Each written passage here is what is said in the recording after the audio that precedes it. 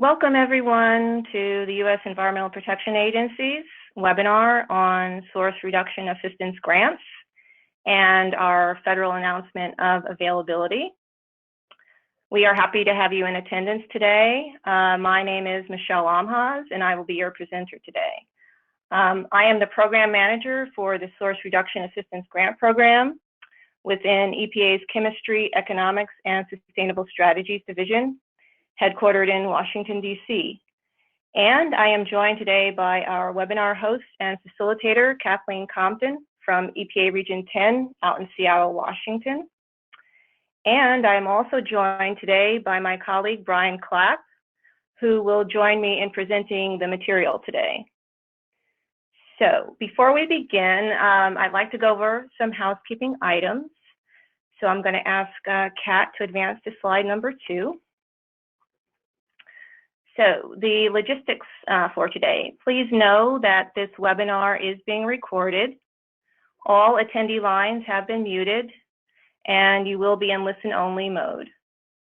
If you have any technical difficulties, we ask that you please use the GoToWebinar Help button on the taskbar within the GoToWebinar control panel to seek out help.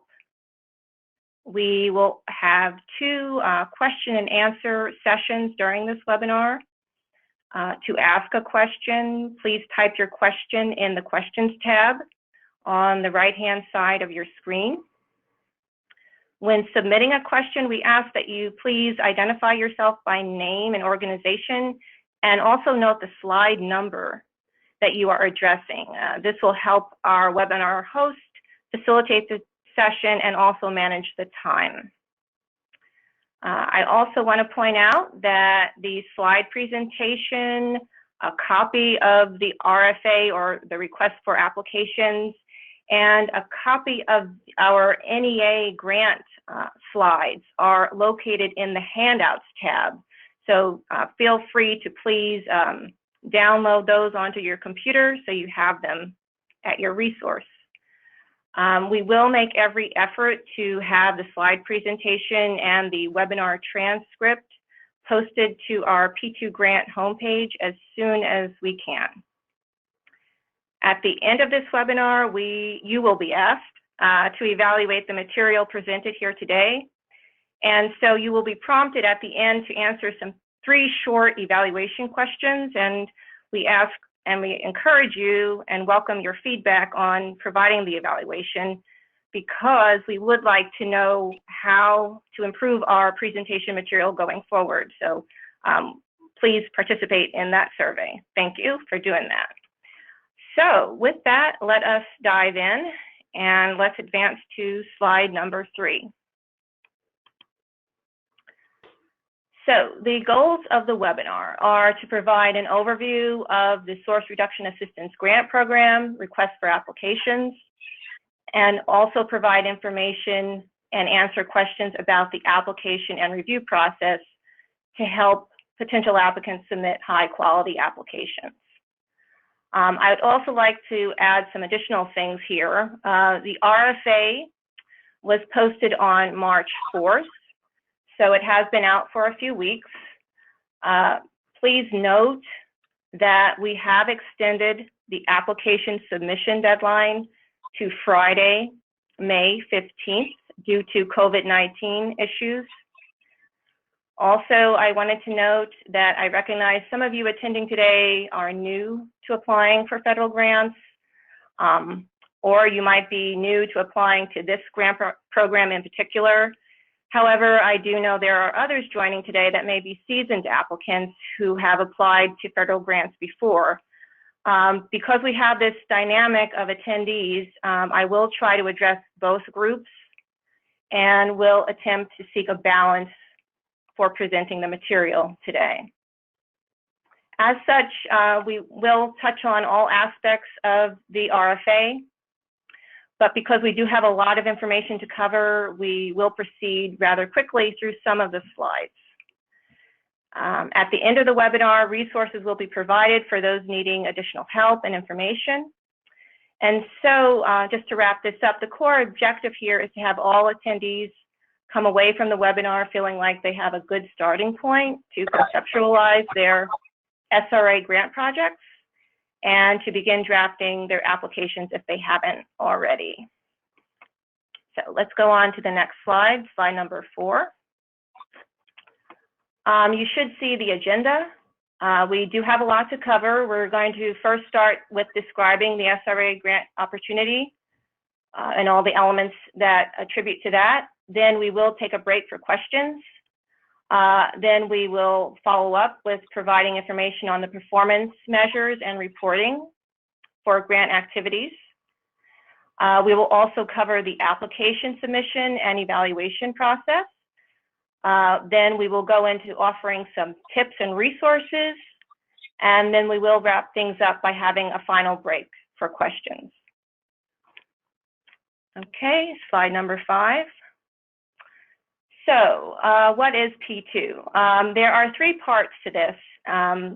So P2 is any practice that reduces the amount of hazardous substance, pollutant, or contaminant entering any waste stream or otherwise released into the environment prior to recycling of discarded material, treatment, or disposal, and addresses the hazards and reduces the hazards to public health, the environment, and the associated release of those substances, pollutants, or contaminants. So that is the first part of what is P2. The other components listed on slide number 6 is that P2 is any practice that increases the efficient use of water, energy use, or the use of raw materials, or taking other actions that protect natural resources prior to recycling, cleanup, or disposal. The third element here to consider is that P2 is a practice that may protect natural resources through conservation methods or in-process recycling. So what do we mean when we say in-process recycling? This means, say there's a business, a facility, or another entity makes improvements to reuse the material within that business facility during the production process, such that all the process improvements are contained within that one business or facility. So everything is contained, all the process improvements are contained of reusing the material within the same facility or business. And that's what we mean by in-process recycling. This is also a good time to mention that throughout this presentation, you will hear the terms pollution prevention, P2, and source reduction. And I want to point out that these terms are all synonymous and are interchangeable. So please make a note of that. Okay, we're going to go to the next slide, slide number 7. So now that we've covered what is P2, what is not P2. What is not P2 are practices that will alter the physical, chemical, or the biological characteristics or volume of a pollutant, a hazardous substance, or contaminant through a process or activity that is not in itself integral to the necessary production of the product or the service that's being provided. So let's go a bit deeper. We're talking about recycling of discarded materials, waste cleanup, disposal activities, the management or the processing of non-hazardous solid waste. If any of these activities represent more than a small part of your SRA grant project work, EPA will not consider the application for award. So these things can represent an ancillary part of your project work, but they can't represent the primary part of your project work because it's not P2. Okay, let's advance to slide number 8. So here is the preferred approach. And what you're seeing here is a diagram that shows an inverted pyramid. And we're basically laying out how the agency prioritizes practices for protecting our air, water, and land. Slide number 10, we're going to address the eligibility. We do have a wide pool of acceptable applicants here. any of the 50 states, the District of Columbia, U.S. Virgin Islands, the Commonwealth of Puerto Rico, any territory or possession of the United States, federally recognized Indian tribes, intertribal consortia, any agency or instrumentality of a state or tribe, including state colleges and universities, local governments, nonprofits, and grassroots community organizations. So we do have a wide pool of applicants. And let's go to the next slide. I want to spend a little time on this slide because I do want to cover the notable changes that have been made since the last SRA grant competition cycle. So I'm going to spend a little time here. So I've given you some background, and we're going to switch gears a little bit. So under the last SRA grant competition cycle, the first big change to mention is that we've had to change the mechanism for soliciting funds to announce the availability of grant funding. And we've had to switch from an RFP, which is a request for proposals, to an RFA, which is a request for applications. So now that we're under an RFA, we do need to receive full applications, and these are required from each applicant. So what does this mean? This means that all application forms and the project narrative need to be submitted by the EPA submission deadline, which has now been extended to May 15th. And so a long story short, you might be wondering, why did we make this change? Well, basically the program is following agency protocol. We've been directed by the agency to make sure that we address the new application and submission procedures under grants.gov. And grants.gov serves as the agency's primary mode for receiving grant applications. So with this change in direction from an RFP to an RFA, or request for applications, applicants are being asked to provide EPA with 3 additional forms, and those are the standard form 424, which is an application for federal assistance, the standard form 424A, which is a budget application form, and in addition, the EPA form 4700, which is a pre-award compliance review report that is needed for all applicants requesting federal financial assistance. So these forms that I've just mentioned are required in addition to all the other materials that are needed to complete your application. The content and format for preparing your application package, as well as instructions for how to prepare your application, are laid out in section 4B of the SRA RFA, or request for applications. So please do take a look, please read within the entirety all of the RFA, but the content and format, really do pay attention to section 4B. The other notable changes that I wanted to note here is that the program has changed the national emphasis areas, or NEAs. And on this point, our program has provided information about the new NEAs, and we provide that information on our homepage, and I'll address a little bit more on that. And we've also made changes to the RFA by clarifying what we mean by grant reporting and what requirements are needed from the grantees. We're asking grantees to develop case studies of grant work, and so again, this is all provided in the RFA as well. We did do a lot of work on streamlining the solicitation to make it easier to read. We do understand that it's a lot of pages to get through, but we did try to make each section clearer, so it's easier to understand and follow. Okay, so let's go to the next slide. So the desired work. EPA is interested in receiving applications that describe how P2 technical assistance will be provided to businesses and others Number 2 is we're going to identify, applicants will need to identify and to support at least one of the NEAs, and I will get into that in a little bit later in the presentation.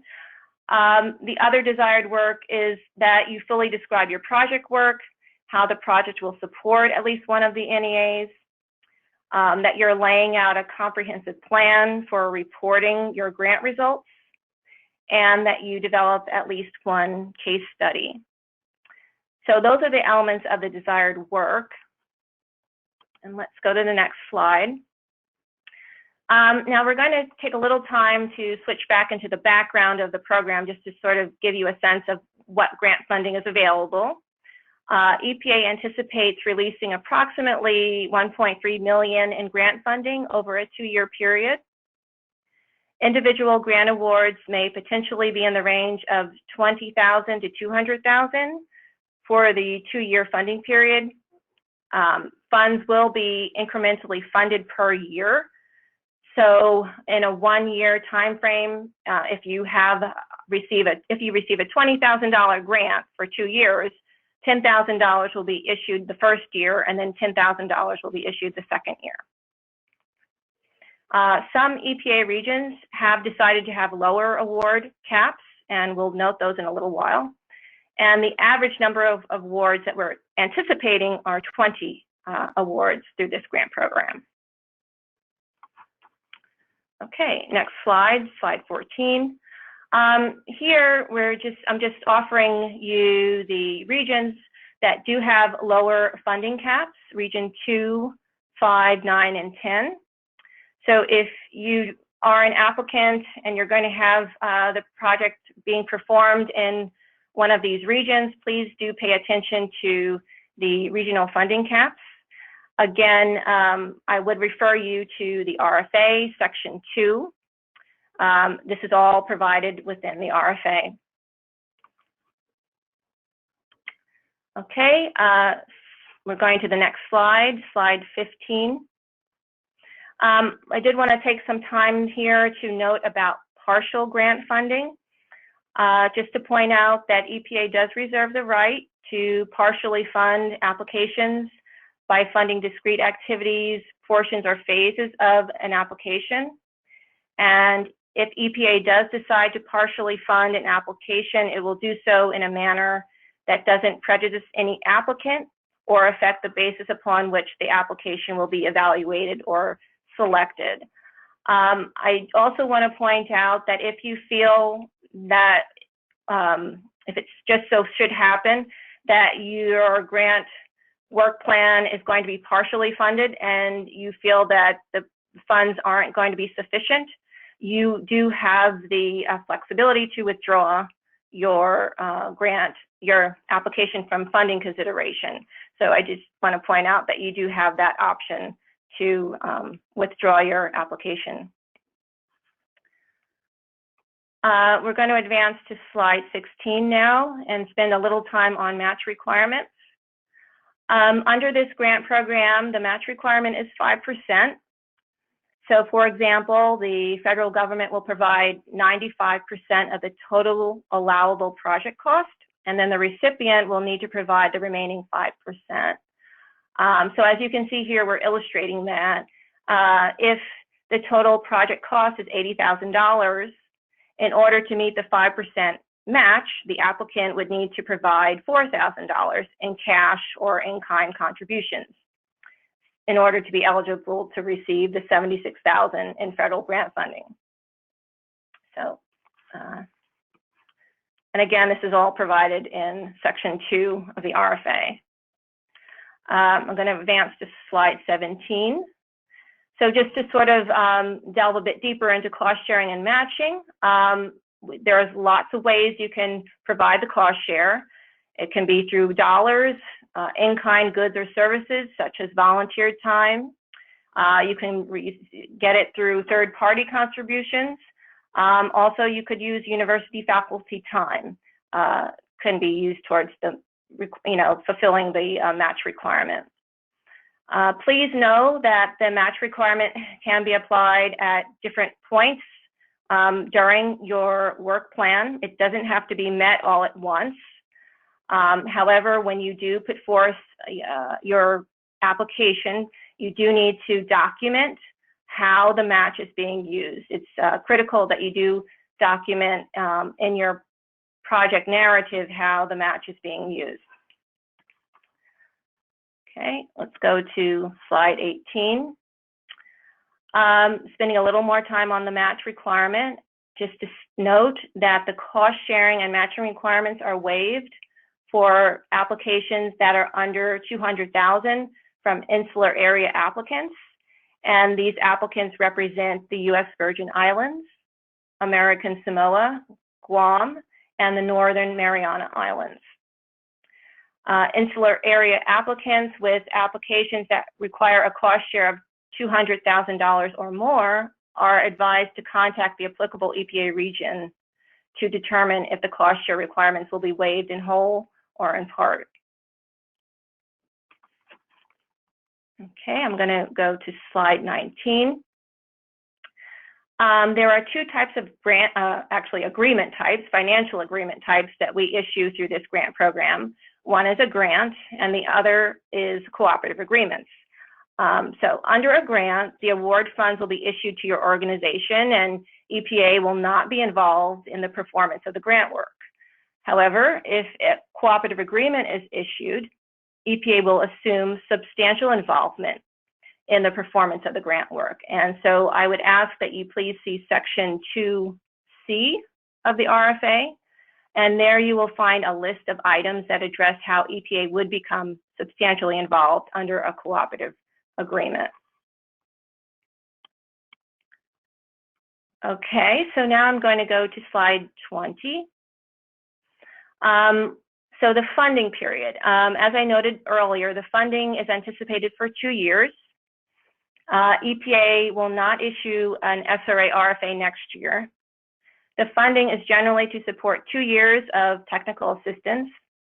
However, the recipient, we do want to note the recipient has the flexibility of allotting a third year to their work plan. Now, this third year would be to collect and report grant activity. So if the grant recipient feels they need more time to record and explain and report the grant activities back to EPA, then they could set aside funds for another third year. So I'm going to go to slide 21. Here you will see that we are addressing the national emphasis areas. The national emphasis areas for the program were created to focus resources and funding to generate more impactful and measurable results from our grants. They also allow us to facilitate the information from technical assistance and training to businesses on a nationwide scale. And then applicants are to choose at least one of the NEAs to focus in on for their grant applications. So we are going to address the NEAs, and here on slide number 22, here are the 5 NEAs. NEA number 1 is the food and beverage manufacturing and processing. NEA number 2 is chemical manufacturing, processing, and formulation. NEA number 3 is automotive manufacturing and maintenance. NEA number 4 is aerospace product and parts manufacturing and maintenance. And the 5th NEA is metal manufacturing and fabrication. And the NEAs are all related to our Smart Sectors initiative. And so on slide number 23, I do want to note again that we did hold a webinar on the NEAs. It was held last month. It was actually for our P2 grant program. However, as an SRA applicant, we do encourage you to seek out information from that webinar as a supplemental piece for guidance to help you prepare your SRA grant. And also the slides of that webinar presentation are in your handouts in the handouts tab. So you can download that now if you'd like. There is a lot of information offered, useful information offered in those slides and in the recording. So I do encourage folks to please access the webinar slides and recording, and you can access those from the grant homepage. Here we are displaying the website link.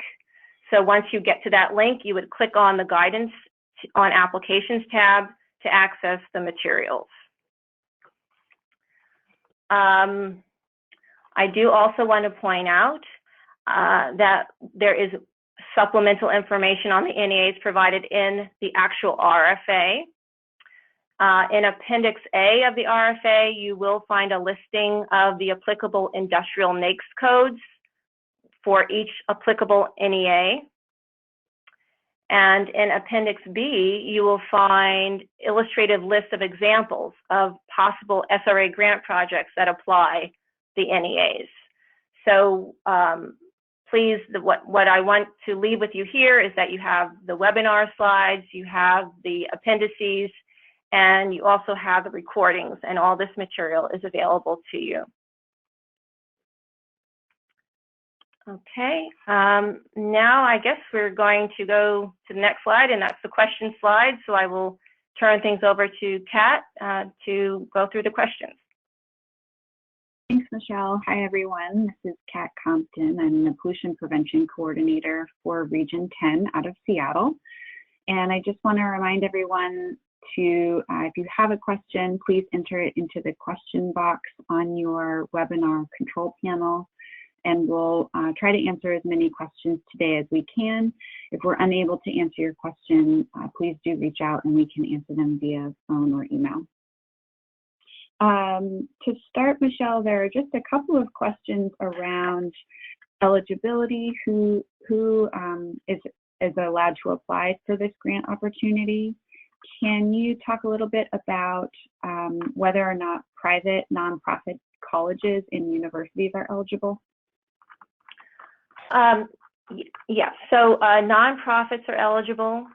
Private colleges are eligible as well. So yes. Great, thank you. And this request for applications is a national request for applications. However, you may have noted in the RFA that EPA Regions 1 and Regions 4 are not participating in this announcement. Michelle, can you talk about what that means for applicants that are located in EPA Region 1 and 4, and whether or not they would be able to apply for grant funds to do projects in those regions? Yes. So if you are located in EPA Regions 1 or 4, the work, you could offer up a application. However, the project work would actually have to take place within one of the participating regions. So for example, say you are located in Massachusetts, and you would actually need to propose work in an eligible EPA region that's participating in this solicitation. So the work would have to be within, say, region 2 is participating, so the work would have to take place in New York, for example. So applicants from Region 1 and Region 4 can participate, but the project work has to take place in one of the EPA regions that is participating in the announcement. And we have 8 participating regions, and they're all listed there in the RFA. Great, thank you, Michelle. There was a question that came in about whether these grants are focused on businesses alone. And I think what this question is trying to get at is whether or not these grant funds are focused on, whether or not they're focused entirely on providing technical assistance to businesses.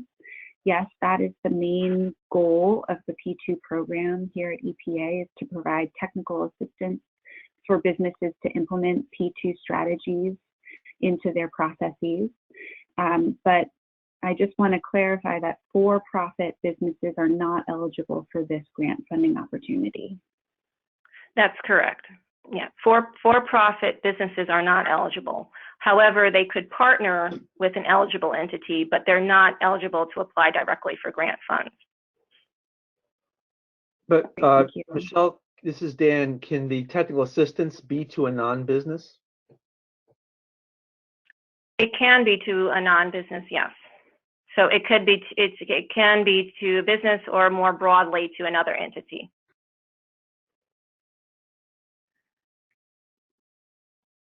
So if you were the one that asked that question and you still need further clarification, please enter your question into the question box and we can circle back to that if you need more clarification. Michelle, there's a question here just on a couple of questions actually around formatting and the review process. So one is for putting your application together, if an applicant had 2 or 3 different projects, there's a question whether it makes more sense to address the first criteria, section A through H, separately by each project, or to blend those responses for all of the projects into one. Does EPA have a preference or a recommendation or have a scoring guideline based on formatting like that? I'm not totally following that question. However, what I do want to emphasize here, it's critical that the application address every single threshold criteria.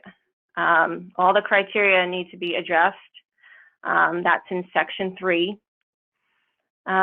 Once your application addresses all the criteria, the threshold criteria, then it will be evaluated under the evaluation criteria in section 5.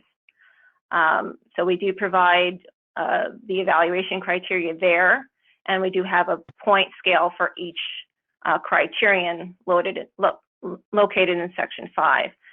So I guess if there's other clarification on that question, we can come back to it, but that's what I would provide as guidance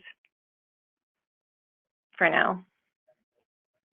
Yeah, thanks, Michelle. And I'll just add that there is no, there's no scoring criteria based on sort of the location of the information in the application themselves.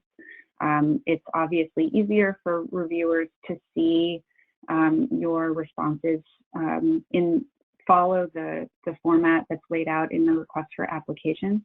But reviewers are asked to look at the entire application in its entirety when they do their scoring. And they use the criteria that's listed in the RFA and the points assigned to each of those criteria as their scoring guidelines. We have another question here also about sort of scoring and whether or not the NEAs listed are weighted at all, whether there's preference given to applications that cover one or multiple NEAs. Can you clarify the NEA requirement, Michelle? Sure. So no, there's not a preference given to any of the 5 NEAs. Applicants are required, though, to address at least one, but there isn't preference given to addressing any one in particular. Also, we score all applications the same. So if you decide to address 2 NEAs, that doesn't make your application more preferable as compared to an applicant that just addresses one. So we do not give preference to addressing more than one, and we do not give preference to addressing a particular NEA. Great, thank you. There's a question here about providing clarification in in your application about sort of the geographic scope of your project. There is in the application a section for you to describe the target businesses that you aim to work with, and that of course will include a geographic scope of work as well. And so that is something that can be addressed in your narrative when you talk about the target businesses that you're aiming for in your project. There's a question here, Michelle, about cooperative agreements versus grants. Who decides whether a funding agreement would be a grant or a cooperative agreement? Is that EPA or is that the applicant themselves? It'll be the EPA. that will make that decision. Great, thank you. Question here about where to find pollution prevention opportunities or ideas for projects. Is there a centralized location where case studies are archived and available to search? So a couple of points on that question. We do have, as I noted, Appendix B in the RFA provides some project examples that you can take a look at. Also, we do have grant summaries of the SRA grants, so grant awards that were issued. So you can check out the grant summaries tab on our P2 grant homepage, and there you will see all the grant summaries listed to date. Was there another part to that question? No, I think that's great. Grant summaries, and then we do have case study listings at our website as well. That's correct, yeah. And this is, Dan, I think part of the reason why we're asking for case studies from our grantees is we want to begin to collect more systematically case studies and organize those into a database. Great, thank you, Dan. On a related note, there's a question about sample applications here. We do not provide sample applications or examples of past successful applications. The best information would be to go to the grant summaries page on our website to look at previous projects and what we have funded in the past if you're interested in learning more about what projects have been successful in the past. Question here, Michelle, is it possible for P2 grantees to also receive source reduction assistance support? And how should those projects be distinguished? So yes, applicants have done that in the past. So the distinguish is, you need to distinguish the project work. Obviously, we're not going to fund work that's already been funded with a P2 grant. So you do need to make sure that the project work is new and will not repeat the current project work. So you need to make clarification in your project narrative on how this differs. If you have an existing P2 grant, I would make an effort to point out how this work is different and does not duplicate the work of the P2 grant. Thank you. There are a couple of questions here about delivering P2 technical assistance and what sorts of projects might be eligible for funding. Projects that deliver P2 technical assistance through site visits, facility audits, or trainings are certainly eligible activities. And then another question here about whether developing either training or technical assistance to help businesses in a particular jurisdiction adopt known technologies, whether that's eligible. Yes, that's an eligible activity if there are P2 best practices that are not being implemented by businesses in your jurisdiction. Developing a project to increase adoption of those P2 practices, either through P2 facility visits or other training activities, would be an eligible activity.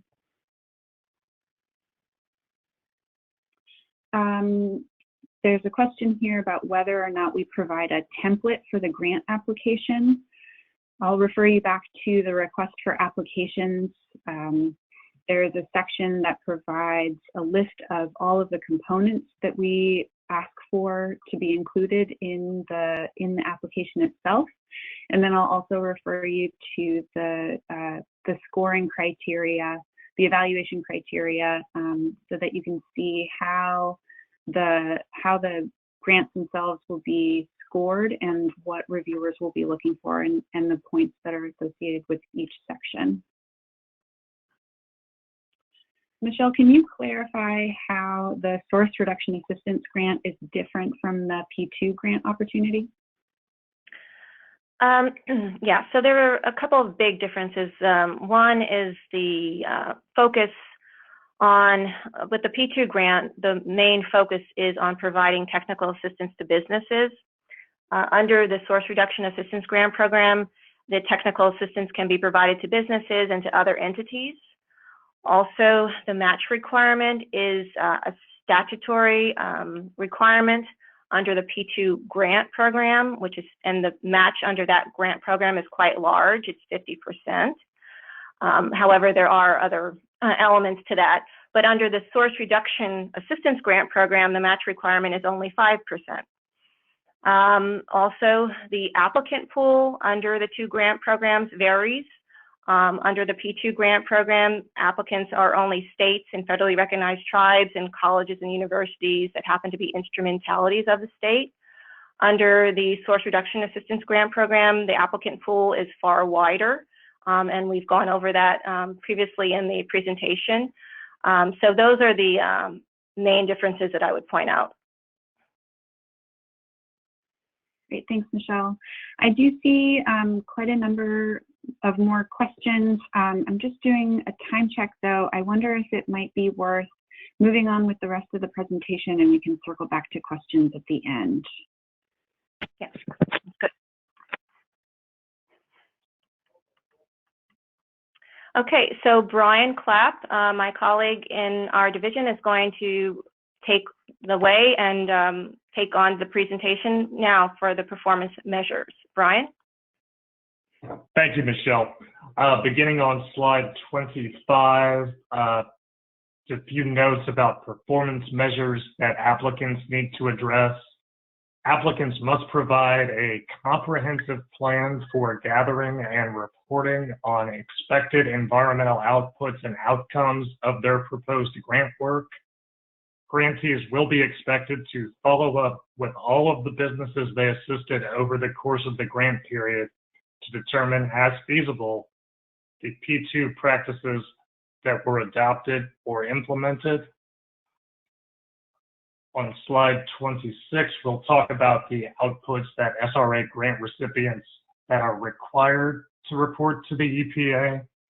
These include the number of case studies and other documentation products that describe specific P2 best practices that are developed or implemented through the grant, the number of amplification activities that widely share P2 practices and documentation, things like training, webinars, roundtables, or other types of outreach, the percentage of business facilities provided technical assistance that the grantee follows up with, whether these are a phone call, a site visit, a letter, an email to determine which P2 practices were implemented.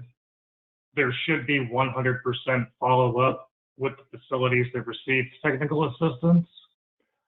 Another output that is required is the number of businesses facilities that provided technical assistance. And finally, the percentage of business facilities that implemented at least one new P2 practice as a result of the technical assistance that was provided. Next, on slide 27, we have a list of additional outputs that SRA grant recipients may want to report to the EPA. These give EPA and you a fuller sense of what your project accomplished. They include the number of stakeholder groups involved in the process, the number of technical assistance assessments or visits, the number of recommendations made to business facilities, the number of P2 recommendations that were implemented by business facilities, the number of innovations or best practices that were developed, the number of workshops, trainings, and courses that were conducted under the grant, the number of businesses that attended these workshops, trainings, and courses, the number of outreach materials that were developed, for example, fact sheets or leaflets, or the types of skills and abilities achieved by participants in said training. On slide 28, there are certain outcomes that SRA grantee recipients are required to report to the EPA. They include any reduction in pounds of hazardous materials used and of hazardous substances, pollutants, and contaminants released, reductions in the gallons of water used, reductions in metric tons of carbon dioxide equivalent released, and the dollar savings achieved associated with achieving these reductions in hazardous materials use, hazardous releases, water use, and energy use, including any savings from a reduced regulatory burden. On slide 29, we want to put an emphasis on documenting and sharing the P2 best practices with others so that they can replicate this work. This includes the SRA grant reporting requirements. However, it's important to note that alternative reporting options are available as the technical assistance is broadly provided to multiple businesses or facilities.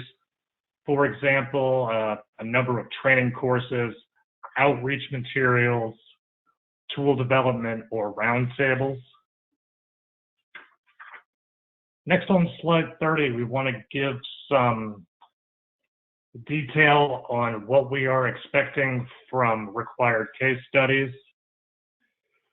In your case studies, you need to provide technical information on one or two specific P2 practices so that other P2 technical assistance providers or interested businesses can learn from and replicate those practices. Guidance on the elements of a successful P2 case study are in Appendix F of the RFA. We are looking for grantees to report P2 practices that are new, not widely known or adopted, or where the grantee believes detailed information on the P2 practice could benefit other business facilities or pollution prevention technical assistance providers. EPA expects that each grantee will develop at least one of these case studies during the grant period. These case studies that are submitted by grantees will be used to build and share a body of knowledge about P2 practices that could be implemented at similar business facilities as we mentioned earlier. On slide 31, we have a little bit more information about requirements for grant reporting. Grant recipients are required to submit semi-annual progress reports during the project period and a final technical report at the completion of the grant. A schedule for the submission of these semi-annual reports will be established by the EPA region that's managing the grant award. Grant recipients will be expected to report on the outputs and outcomes of the grant as described in the Performance Measurement and Reporting Plan in Section 1H and Section 6C of the RFA. We understand that different work plans will yield and require different types of reporting information. For example, whether P2 recommendations were provided to technical assistance beneficiaries, or whether P2 technical assistance was more broadly provided to multiple businesses and facilities, for example, P2 training courses, outreach materials, tool development, or roundtables. On slide 32, just a little bit more detail on grant reporting.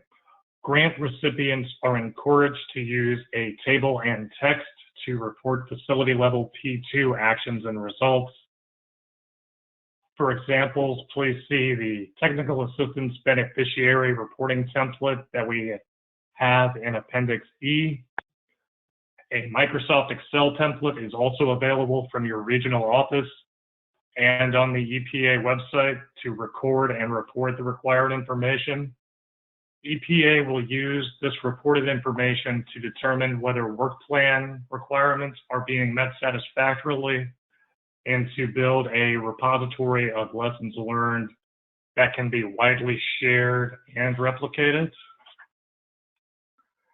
On slide 33, just a few critical elements of the RFA that we want to reiterate. We want to draw your attention again to the fact that the deadline for applications has been pushed back to Friday, May 15th.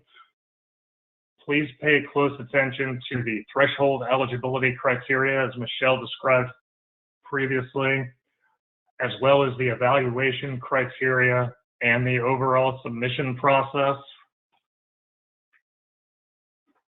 On slide 34, we again encourage you to read the threshold eligibility criteria.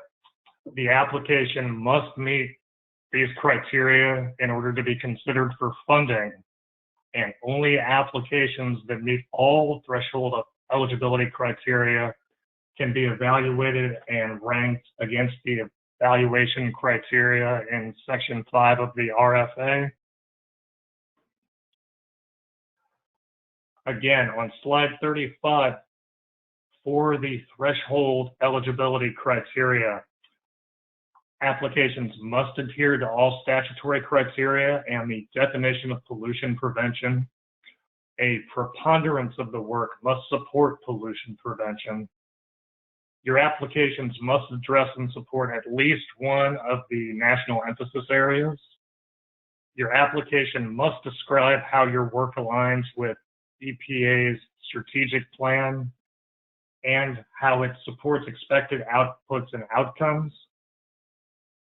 Again, applications must be from eligible applicants as laid out in the RFA, and applications must adhere to the 5% match requirement, with the exception of those insular area applicants where the match requirement may be waived. There is more detail again about this in the RFA. Continuing on slide 36, only one application will be accepted and reviewed per applicant. If you submit more than one application for an identical project, whether in error or to replace a previously submitted application, EPA will only review the most recently submitted application unless you notify Michelle Onhas. Her email is listed here, and specify which application you would like the EPA to review. All applications must comply with submission instructions. This includes a 14-page limit, including your cover page and project narrative. Applications must be submitted through grants.gov or an accepted alternative method, and any applications that are submitted late will be disqualified. On slide 37, we have some criteria listed by which your grant application will be evaluated. As far as evaluation goes, you must comply with the threshold eligibility criteria and submission requirement. Your scope of work must align with P2 and national emphasis areas. You must document compliance with cost share and match requirements, and you must clearly respond to all of the evaluation criteria. On slide 38, we have a few tips for preparing your application. We recommend that you start early and that you line up partners that are committed to completing the work. You should identify cash and in-kind resources that are needed to meet your match requirement, as well as cross-checking all your calculations on the match requirement. You need to provide detailed descriptions of your proposed work and clearly demonstrate the threshold and evaluation criteria. On slide 39, we want to draw your attention to some available resources as you prepare your application. In section 7 of the RFA, we have listed agency contacts that you can reach out to if you have questions during the application process. We would also encourage you to refer to EPA's National P2 Program Grants webpage. The URL is listed here. On that page, we have an FAQ for grant guidance, as well as a guidance for measuring P2 outputs and outcomes. We would also recommend that you reference the website of EPA's Office of Grants and Debarment Recipient Training Requirements and Opportunities. Again, that URL is listed here. I'll turn it back over to Kat at this point if we have additional questions. Great, thank you, Brian. I just want to note the time. We just have a few minutes left in the hour, and so I know we've thrown a lot of information out on the webinar today. There are a lot of components to this request for application, and I just want to clarify that your best resource in preparing your application is going to be the request for application itself. There's a lot of detail and guidance on all of the different sections that we've talked about today that you can find online on our website, or if you go to the handouts tab in the webinar, you can download a copy of the RFA. In just the last few minutes, I want to just touch on some of the questions that have come in. Michelle, can you clarify the project years? This is entitled the FY20-21 request for applications. Can you clarify the 3-year project period for projects? So SRA grants are going to be funded for 2 years of funding. We're going to be able to provide 2 years of funding. So if in that second year that you're receiving the funds, you can elect to set aside some of those funds and have them set aside for the 3rd year. So you have resources to do additional grant reporting or grant documentation of the activities that are happening within your grant. If you need that extra time, you can allocate a 3rd year. So that's basically for planning purposes. If you need extra time to plan and prepare, you can do that. But the grant itself will only be funded for 2 years. It's 2 years of funding, so FY20 and FY21. Great, thank you, Michelle. There was a follow-up question to that. What is the start date for funding these awards? So everything is anticipated at this point. We anticipate that we will have awards issued by September. This is all, again, anticipated funding. Normally, grant projects do start in October or November. However, there are a lot of challenges that we're all dealing with this year. So everything is anticipated. So that's how I would address that. If you have other questions, I would suggest that you follow up with your applicable region if you have any other questions regarding funding. Yeah, and this is Dan Helfgott. I think I just want to clarify one thing. We refer to these as FY20-21 grants because they're using our budgeted money for FY20 and 21. But as Michelle described, the work would not be starting until generally October 1. So it's work that may be occurring, October, November, December, and then in 2021 and 2022. So it's the work itself is using FY20 money, but you're doing most of that work in 2021. I hope I didn't confuse it. Yeah. Yeah, so we're just past the hour. I'm sorry if I wasn't able to get to your question today. I do have all of these questions recorded, and I'll do my best to get answers back to you in a timely manner. I'll also point to the regional contacts list that's listed in the request for applications. If you have any additional questions about the RFA or the grant application process, please do reach out to your regional point of contact and they can help facilitate an answer. And with that, I'll just again say that we did record the webinar today and we will post it to our website as soon as we can. Have a great afternoon, everybody. Stay healthy, and we will look forward to receiving your applications on May 15th. Thanks so much.